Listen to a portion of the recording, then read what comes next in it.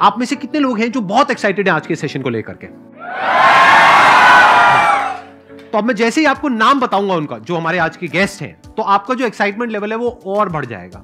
ये बताने से पहले कि गेस्ट कौन है, मैं आपको थोड़ा सा बताता हूं YouTube के बारे में। YouTube में क्या है कि पूरे वर्ल्ड की अगर बात करी जाए तो करोड़ों चैनल्स हैं जो अलग अलग जॉनर्स में हैं, अलग अलग कैटेगरीज में हैं। उसमें से दो बड़ी कैटेगरीज हैं, मोटिवेशन और एजुकेशन। पूरे वर्ल्ड में जो वर्ल्ड का नंबर 1 मोटिवेशन चैनल है वो मेरा है, और जो वर्ल्ड का नंबर 1 एजुकेशन चैनल है किसी इंडिपेंडेंट क्रिएटर का, वो उनका है, जो कि हमारे गेस्ट हैं। उनके 17 मिलियन से ज्यादा सब्सक्राइबर्स हैं। Please give an energetic and warm welcome to the one and only Khan sir.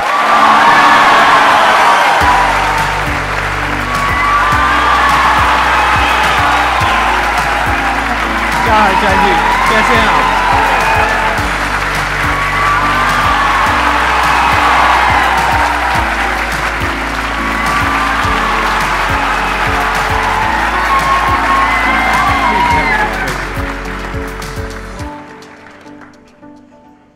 इससे पहले कि ऑडियंस आपसे कुछ पूछे या इंटरेक्ट करे, मेरे माइंड में एक क्वेश्चन है आपके लिए जी। जो बच्चे हैं वो आपके इतने दीवाने क्यों हैं, इतने पागल क्यों हैं आपके पीछे? मतलब मेरे कमेंट सेक्शन में भरा पड़ा था, खान सर कब आएंगे, खान सर कब आएंगे। मतलब ऐसा क्या जादू कर दिया आपने बच्चों के ऊपर? ये सवाल हम आपसे भी पूछते हैं, हमारे पे भी इतना कमेंट आया, इतना मेरे तो ऑफिस में लोग चले आए कि सर कब जा रहे हैं। अच्छा। क्योंकि हम लोग का तो एग्जैक्ट है वही पढ़ाना है। हाँ। तो देखिए, हम लोग का मेन है कि बच्चों को जो जरूरत रहती है कि अगर लड़का पढ़ने आ रहा है ना, उसके मन में कोई डाउट ना रह जाए। हम उसको कहते हैं कि हम तुम्हें पढ़ा रहे हैं, दम है तो भूल के दिखाओ, याद करके नहीं।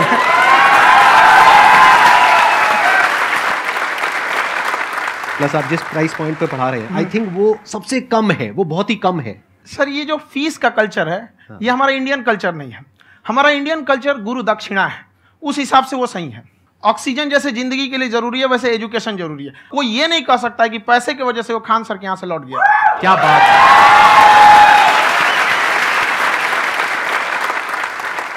मैंने देखा कि आपका ये जो चैनल है कि ये पिछले 3 साल के अंदर अंदर ही ग्रो किया है। हमको जब चैनल शुरू हुआ तो एक दिन में हम 4-5 वीडियो बनाए। एक हमको कुछ आता, आज भी नहीं आता इतना, तो हम देख के कैमरा उमरा तो हम कंफ्यूज हो गए, बाप रे। तो हम एक ही दिन में वीडियो शूट किया, पढ़ाने वाला टॉपिक था हमको। उसके बाद कभी वीडियो नहीं, 6-7 वीडियो एक ही बार शूट कर लिए। और एक जो थे जिनका कैमरा वगैरह था, मेरे पास कैमरे भी नहीं थे उस टाइम, और कैमरा 35,000 का था, तो 6 महीना इसी में लग गया, जो 35,000 इसी में फंस जाएगा। तो उनके कैमरे से शूट किए, उन्होंने कोई चार्ज लिया, उसके बाद हम छोड़ ही दिए। लॉकडाउन लगा, तब हम कहें आप कैसे पढ़ाएंगे, वो तो 1 दिन 2 दिन करते करते अचानक लंबा हो गया। तब हमको याद आया कि ओहो मेरा एक चैनल भी है वहाँ पे। तो उस समय उस पर लगभग 30,000 सब्सक्राइबर हो चुके थे। तो जैसे लॉकडाउन लगा तो उस पर पढ़ाना चालू किया, और पता नहीं क्या लोगों को पढ़ाई में इतना इंटरेस्ट आ गया कि आपका स्टाइल ऐसा है थोड़ा सा, आप आई थिंक पढ़ाई के साथ साथ में जो बीच बीच में आप थोड़ा बहुत छोड़ते रहते हैं ना, मतलब जो एंटरटेनमेंट चलता रहता है। ये बात हम देखिए, जब हम गुलाम थे ना, तो अंग्रेजों ने एक चाल चला था कि भारत को हम फिजिकली गुलाम रखेंगे 100-200 साल, मेंटली 1000 साल कर देंगे। उन्होंने पढ़ाई का मॉडल चेंज कर दिया। उन्होंने ऐसा डिजाइन किया कि ये टीचर की रिस्पॉन्सिबिलिटी है, वो पढ़ा के चला जाए। टीचर की रिस्पॉन्सिबिलिटी यहाँ खत्म नहीं हो जाती है। पढ़ाना तो कोई भी पढ़ा सकता है, टीचर की इससे बड़ी रिस्पॉन्सिबिलिटी होती है उसे समझाना। वो समझा कि नहीं समझा। अगर लड़का आपके समझाने के बाद डाउट रह गया तो ये आपकी गलती है। लड़का हमसे पूछता है सर इतनी भीड़ है आपके पास, तो कहे सर डाउट कैसे पूछेंगे? हम कह रहे यार तुम्हारा डाउट बचेगा तब ना पूछेगा तुम डाउट यहाँ पे।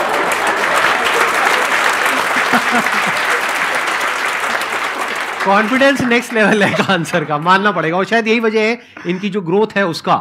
किसी ने शायद सपने में भी नहीं सोचा होगा कि पिछले 2 साल के अंदर अंदर जो आपके चैनल की ग्रोथ हुई है, जैसे आप खुद ही बता रहे हैं कि लॉकडाउन के टाइम पे आपके 30,000 के करीब सब्सक्राइबर्स थे, आज की डेट में 17 मिलियन है। और मेरा एक क्वेश्चन और है, इससे पहले कि ऑडियंस में से आपसे कोई क्वेश्चन पूछे, कि कई बार आप ऐसे भी टॉपिक्स टच करते हैं जो थोड़े से कंट्रोवर्शियल हैं या थोड़े से सेंसिटिव हैं, जिसके ऊपर बात करने की हिम्मत आई थिंक बहुत ही कम लोगों में है।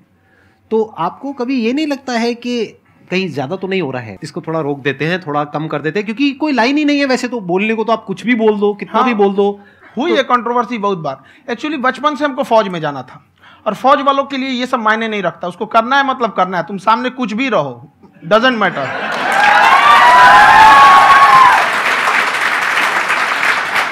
और मैंने YouTube पे देखा कुछ वीडियोस में कि आपका जो इंस्टीट्यूट है वहां पर आज से कुछ साल पहले कुछ बम गिरे थे। हाँ, कुछ गिरे थे, कुछ तो बहुत सॉलिड जगह गिरा था, फटा नहीं वो। मतलब आपके आसपास? हाँ, बम को भी पता है कि टीचर की इज्जत किया जाता है। क्या बात है, क्या बात है। मैं समझ पा रहा हूं कि ये आपके अंदर जो एटीट्यूड है ये कहां से आ रहा है, क्योंकि आप बचपन से ही फौज में जाना चाहते थे, तो आप जंग के मैदान में ही खड़े हैं एक तरीके से। बस फर्क ये है कि आपके हाथ में कलम है, हथियार ना हो करके। हथियार से एक आदमी की जान जा सकती है, हाँ। कलम से बहुत ताकत होता है। शिक्षा एक ऐसा हथियार है ना, हर कुरीतियों से लड़ सकता है, हर तरह की समस्याओं से। और ये एक ऐसा हथियार है, मेटल डिटेक्टर में भी नहीं पकड़ाता है।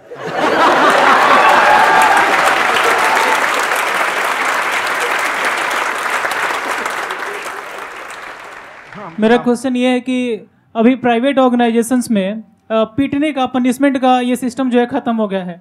हम आपके वीडियो में देखे हैं सर कि आप एक बड़ा सा रोल रखे रहते हैं, पुलिस वाला लाठी है वो, पुलिस वाला लाठी है, और स्टेज पे बुला के बच्चों को उसी से धुनाई शुरू कर देते हैं मस्त एकदम से, है ना। तो सर मतलब कि बच्चे मतलब कि डरते नहीं है आपसे, और इस तरीके से कैसे कनेक्टेड हैं आपसे, है ना। और एक और क्वेश्चन सर, यूपीएससी का जो आप अपना बैच स्टार्ट करने वाले हैं, ठीक है, उसके बारे में बताइए सर, क्योंकि मुझे मतलब कुछ इशू करना है सर, ठीक है। और संदीप सर को देख लिए, मेरा तो वैसे ही हो जाना है।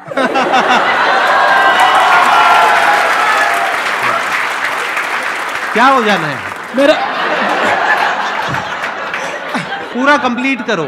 I'll be an IAS officer next year because I have seen you, sir. My day is like complete, sir. All the best. Thank you so much, sir. Thank you. पूरा बोला करो। Thank you. देखिए, लड़कों को जहां तक पीटने की बात है, जब पढ़ाने की बात आएगी तो उसको हम पूरे बेहतरीन ढंग से पढ़ाएंगे। लेकिन जब सजा देने की बात आएगी ना, तो वो भी बेहतरीन ढंग से होगा। ऐसा थोड़ी होगा कि बस एक ही चीज बेहतरीन ढंग से होगा। और डर का होना बहुत जरूरी है। ये डर भी अपने आप में एक मोटिवेशन है, क्योंकि जब आपके अंदर एक थोड़ा सा डर रहे ना, तो डर के भागिए मत। एक ऐसा डर जिसको आप लगे कि नहीं नहीं थोड़ा सा और करने की जरूरत है, फिर तो ये हम इसको क्रॉस कर जाएंगे आप। तो लड़कों के अंदर ये डर बनाना भी जरूरी रहता है। और रही बात यूपीएससी वाले की, जो आपने बोला, बहुत सारे लड़के वेट कर रहे हैं यूपीएससी की, क्योंकि 2-2.5 लाख फीस सारे लोग एफोर्ड नहीं कर सकते। और हमारा वही रहता है, हम तो ज्यादातर हमारे स्टूडेंट देखेंगे तो किसी के रिक्शा वाला, सब्जी वाला, यही लोग, इनको तो 2.5 लाख रुपया, इनके पास पूरी संपत्ति नहीं होती है, फीस कहाँ से भरेंगे वहां पे, उसके बाद रहेंगे कहाँ से। तो ऑल ओवर इंडिया से, कश्मीर से कन्याकुमारी तक, गरीब से गरीब भी लड़का उसको पढ़ सकता है। यही कुछ 1000 रुपये मंथली, 12-14 हजार साल का पड़ेगा, खत्म हो जाएगा इतना में।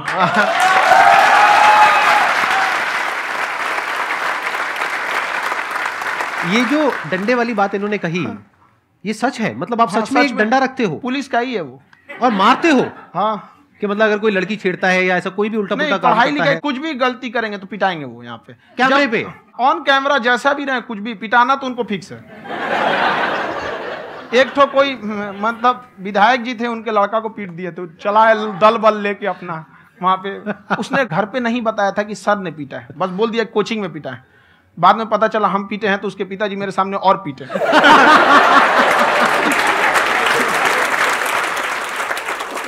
सर, आपका सबसे बड़ा डर क्या है आप दोनों का? फौजी को डरे नहीं लगता है, बाकी अफसर से पूछिए। आज के सेशन से पहले कोई डर नहीं था, लेकिन अब मुझे इनकी डंडे वाली कहानियां सुन करके डर लग रहा है कि कहीं मैंने गलती से कुछ बोल दिया और इन्होंने कहीं पीछे कुछ रखा हुआ है, और यही आ करके अगर इन्होंने मेरी पिटाई कर दी तो बहुत बुरा हो जाएगा। तो इसलिए हमको थोड़ा डर लग रहा है।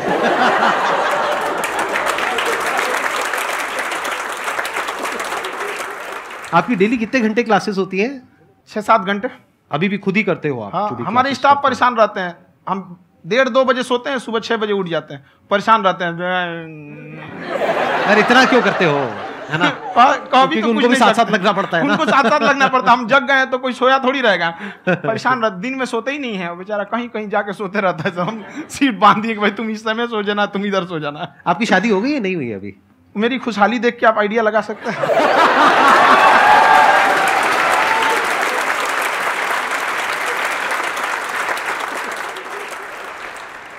First of all I would like to say sir thank you so much to you and to your team कि आपने मुझे यहाँ आने का मौका दिया। एंड सर अब तक मैंने आपको सिर्फ फ़ोन या लैपटॉप में ही देखा है दोनों को, आज फर्स्ट टाइम लाइव देख रही हूँ तो बहुत अच्छा लग रहा है। तो मेरा क्वेश्चन ये है सर आपसे जब हम लाइफ में कोई डिसीज़न लेते हैं कि हमें ये पर्टिकुलर चीज़ करनी है, और क्योंकि हम डिसीज़न लेते हैं तो हमारी आदत है कि पहले हम 4 लोगों से पूछते हैं कि तू बता तेरी क्या राय है, तू बता तेरी क्या राय है। तो उनमें से अगर कोई हमें कह देता है कि ये बेकार डिसीज़न है मत कर, तो हमारा माइंड कहीं ना कहीं डाइवर्ट होने लगता है और उसकी वजह से हम अपना डिसीज़न चेंज कर देते हैं। तो मेरा क्वेश्चन ये है कि कैसे हम अपने डिसीज़न पे स्टिक रहे, कैसे हम जो दूसरे के ओपिनियन है उनको अफेक्ट ना होने दें अपने ऊपर। दूसरे से सलाह लेने से पहले एक बार खुद उस पर रिसर्च कर लेना चाहिए, ताकि आप सामने वाला क्या सलाह दे रहा है आपको समझ में आना चाहिए। यहाँ पर ऐसा नहीं है कि कई बार ऐसे होते हैं कि दूसरे वाले को एक्सपीरियंस होता है, तो अगर आपको पहले से आइडिया है, उसके बारे में आप बेहतरीन ढंग से रिसर्च किए हैं कि क्या इसमें प्लस पॉइंट है, क्या निगेटिव है, उसके बाद आप किसी से सलाह लेने जाइए। ये नहीं कि मन में आया सीधा बता, गड़बड़ा जाएगा। तो वहाँ पर पहले आपको R&D करना पड़ता है, समझ में आया कि नहीं। और जिंदगी हो या गाड़ी, जीतेगा वही जो टाइम पे गियर चेंज कर रहा है। तो डिसीजन चेंज करना बहुत ज़्यादा गलत नहीं है।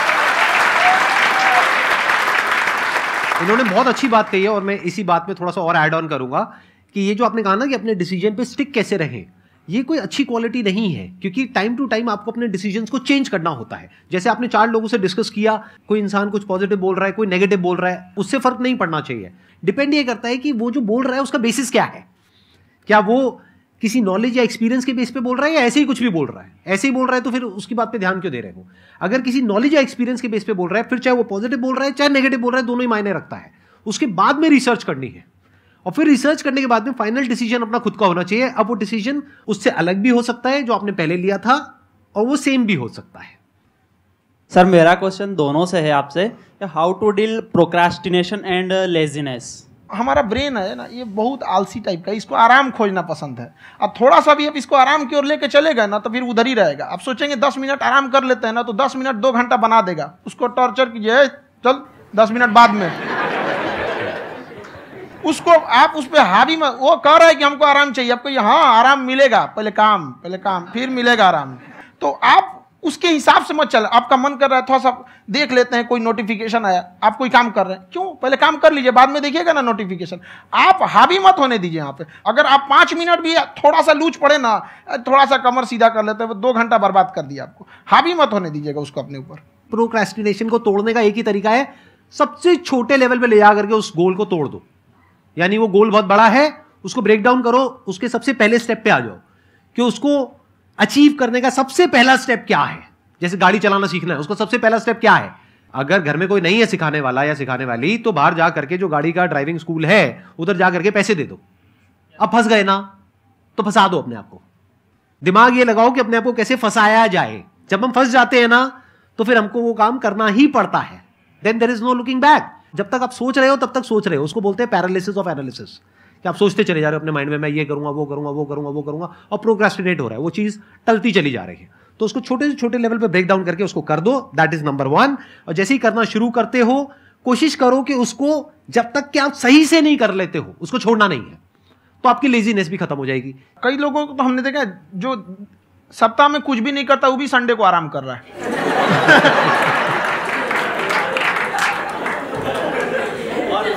वैसे कहा भी जाता है कि अगर कोई काम आपको करवाना है ना तो ऐसे किसी इंसान को दो जो बिजी है। हाँ। ऐसे आदमी को मत दो जो खाली है। ये परफेक्ट एग्जाम। किसी को भी आप देखिएगा जिसको आप कहते हैं कि मतलब थोड़ा ठीक ठाक आप समझते हैं कि नहीं ये बहुत आगे निकल, वो एक काम को खत्म करने के बाद कभी आराम नहीं करेगा। एक काम खत्म हुआ उसको लगेगा हाँ एक खत्म हो गया, अब दूसरा करना चाहिए। और वही जिसको देखिएगा एक खत्म हो गया और आराम करना चाहिए, कभी नहीं, लाइफ में आखिरी सांस तक। सर यहाँ पे सब हिंदी में पूछते हैं, इंग्लिश में पूछते हैं, मैं भोजपुरी में पूछूं? जौन भाषा ठीक लगे तोने में पूछ दो। हाँ सर। सर ये पूछे के चाहते नहीं कि जैसे हमने के पढ़ाई करे निशान, तो कभी कभी डेली टारगेट्स जो होला वो कंप्लीट ना होला। अगर टारगेट्स कंप्लीट भी होला तो फिर ऐसा इरिटेशन या फिर वो एंजाइटी या फिर कि और करना है या फिर अभी नहीं हुआ, वो चीज़ हमेशा रहेला। तो वो कम कैसे करल जाए? देखिए टारगेट्स को ना हम लोग को एक अपने हिसाब से पहले फिट करना चाहिए। ऐसा नहीं कि दूसरे किसी इंसान को देख के हम टारगेट फिट कर ले। कोई लड़का 8 घंटा पढ़ रहा है, कोई पहली बार अभी पढ़ना ही चालू किया, उसको देख के 8 घंटा पढ़ेगा तो पढ़ाई छोड़ देगा। तो आप अपनी क्षमता के हिसाब से देखिए कि आप कितना पढ़ सकते हैं। अगर आपने एक घंटे को बना लिए कि हम 1 घंटा पढ़ सकते हैं, अगले 1 हफ्ते तक उसको सस्टेन रखिए। जिम में कैसे करते हैं लोग, पहले दिन उठा लीजिएगा 1 कुंटल तो हार्ट अटैक हो जाएगा। तो वो धीरे धीरे टारगेट सेट कीजिए और अपनी क्षमता को भी देखिए। हर इंसान की क्षमता अलग है। कंगारू को देख के हाथी छलांग मारेगा, पैर तोड़ के बैठ जाएगा।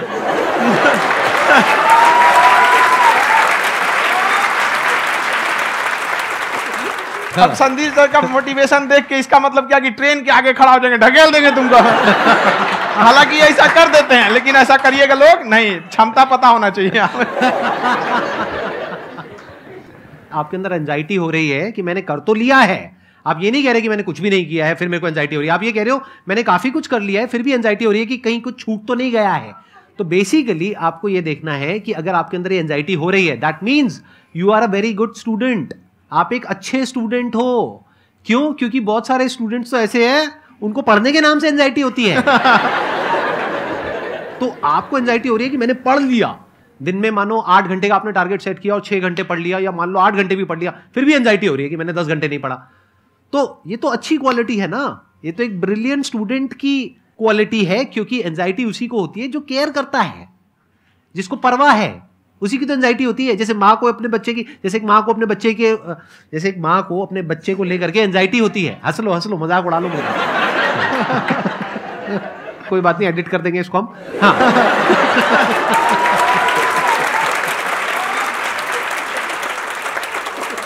जैसे एक माँ है, उसको अपने बच्चे को लेकर के एंजाइटी होती है, थोड़ी सी भी तबीयत खराब हो जाए उसको एंजाइटी होती है, चाहे बच्चा ठीक भी है, डॉक्टर को नहीं होती है। क्यों? क्योंकि माँ को उस बच्चे से प्यार है। तो दैट मीन्स कि आप अपनी पढ़ाई को लेकर के सीरियस हो, इस वजह से आपके अंदर एंजाइटी हो रही है, विच इज नॉर्मल। जहां पर प्यार मोहब्बत होती है वहां पर थोड़ी बहुत एंजाइटी तो होती ही है ना। समझ रहे हो ना मैं क्या कहना चाह रहा हूं? आप लोग समझ रहे हो ना मैं कहां जा रहा हूं? जब वो किसी और से बात करती है तो एंजाइटी होती है ना।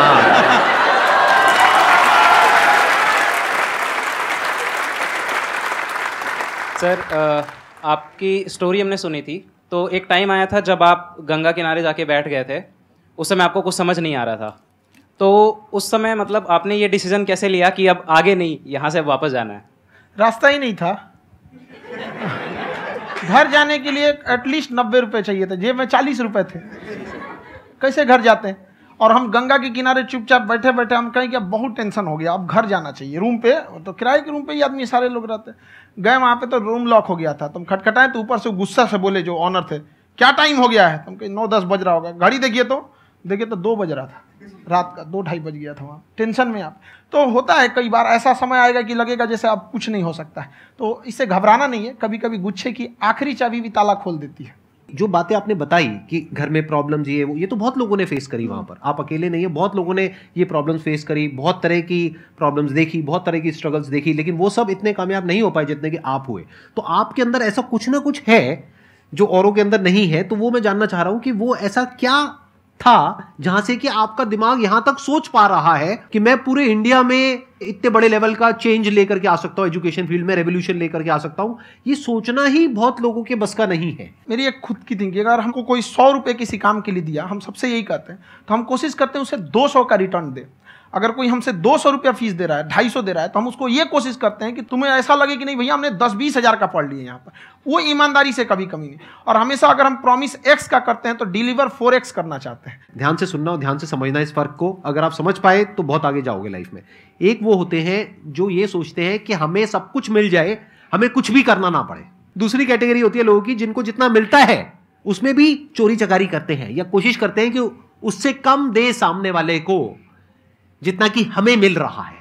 तीसरी कैटेगरी होती है लोगों की, जो इनके जैसे लोग होते हैं, वो क्या करते हैं, वो ये सोचते हैं कि अगर मैंने किसी से 1 रुपए भी लिया, देखा जाए तो 200-250 रुपए कुछ भी नहीं होता है, 200-250 रुपए अगर मैंने लिया तो कैसे उसको 400 रुपए की वैल्यू दूं। ये जो थिंकिंग है ना, यही एक फर्क होता है एक ऐसे इंसान में जो बहुत आगे निकल जाता है और उस इंसान में जो मीडियोकर रह जाता है। आप अपने आप को अपने आप के ऊपर समय दीजिए, उसको डेवलप कीजिए। जब आप अपने आप के ऊपर खर्च करते हैं तो आने वाले समय में लोग गूगल पे आपको सर्च करते हैं। क्या बात है सर, ये आपने अभी बनाया है या ये कोई पुराना आपका वो है? बनते रहता है इसे, फ्लो में बन जाता है। आपके अंदर ना सर एक कवि छुपा हुआ है कहीं ना कहीं जो बाहर आना चाहता है। कभी ना कभी आपने सोचा होगा कुछ? हाँ, कभी कभी देखिए, एक चीज है, संगत का बहुत अच्छा असर पड़ता है। ये चीज को हमेशा, संगति का मतलब लोग हल्के में ले लेते हैं। संगति का मतलब होता है संग संग गति। तो अच्छे लोग के साथ रहेंगे तो संग संग अच्छी गति होती जाएगी, खराब में रहेंगे तो ये भी होता है।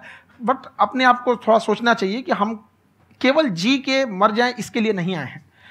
लोग कहते हैं कि सर नाम क्यों नहीं बताते अपना। हमारी एक ही सोच है कि जाने के बाद इस दुनिया से हमको मतलब एक चीज देना चाहते हैं स्टूडेंट्स को, कि वो याद करें कि इस पैसे की भाग दौड़ की दुनिया में हर कोई दोनों हाथ से लूटने में लगा है खाली हाथ जाने के लिए। ये सबको लगा है। तो हर कोई को ये सोचना चाहिए कि था कोई इंसान जो इतने कम फीस में इतनी शिक्षा जो महंगी थी, जो कमाने का रास्ता था, उसको भी एकदम कंपटीशन इतना कर दिया कि अब लोगों को अपनी फीस बढ़ाने में डर लगता है कि अरे यार, लड़का कमेंट करता है कि खान सर इतना ले रहे हैं, आप बहुत बड़ा टीचर हो गए।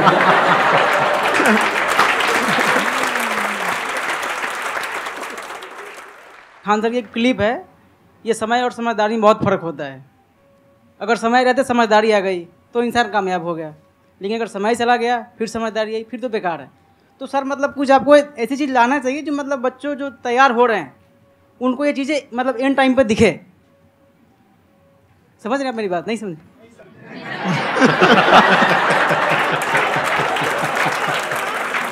यही होता है सर, सर का मोटिवेशन ज्यादा हो जाता है। जब आप स्ट्रगलिंग फेज में हैं तो कम से कम चीजों को अपने ऊपर खर्च कीजिए, ज्यादा से ज्यादा सीखने में खर्च कीजिए। अगर आपको राजा बनने का शौक है तो गुलाम की तरह मेहनत करना सीखिए, तब राजा बनेंगे।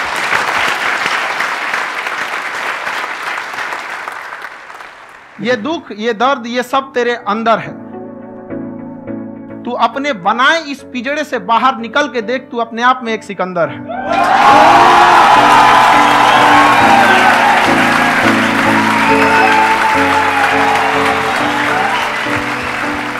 Thank you so much sir for coming.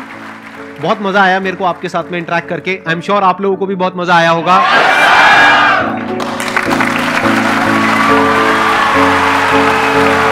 Thank you so much.